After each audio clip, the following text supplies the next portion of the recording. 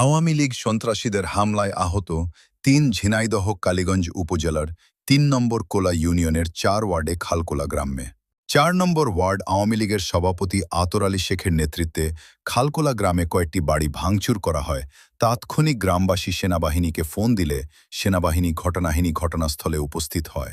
সেনাবাহিনীর উপস্থিতি টের পেয়ে সন্ত্রাসীরা ঘটনাস্থল থেকে পালিয়ে যায়। সেনাবাহিনী খালকোলা গ্রামের নজরুল ইসলামের কাছে প্রশ্ন করে কে বা কারা এই অপ্রীতিকর ঘটনার সাথে জড়িত।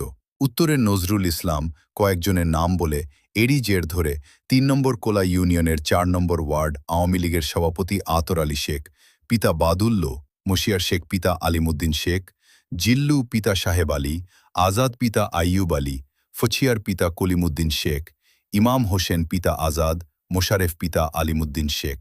এরা খালকোলা গ্রামের দলিল উদ্দিন শেখের ৩ ছেলে নজরুল ইসলাম, রবিউল ইসলাম, ইসলাম সাবেক যুগ্ম আহ্বায়ক কালীগঞ্জ উপজেলা কৃষক দল ও ইব্রাহিমকে ১৩ ফেব্রুয়ারি ২০২৬ রোজ শুক্রবার আনুমানিক সকাল ৮টার সময় অতর্কিতভাবে রামদা চাইনিজ কুড়াল দিয়ে এলোপাথারিভাবে এদেরকে কুপানো হয়।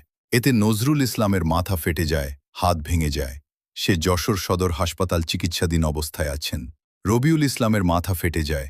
ইব্রাহিম শেখকে দেশীয় অস্ত্র দিয়ে এলোপাতারি কোপানোর কারণে অক্ষম হয়ে পড়ে।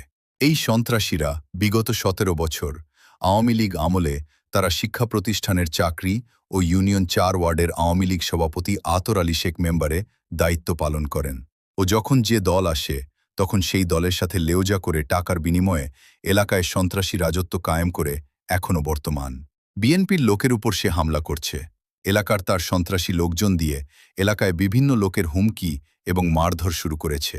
তাই গ্রামের লোক এখন নিরাপদ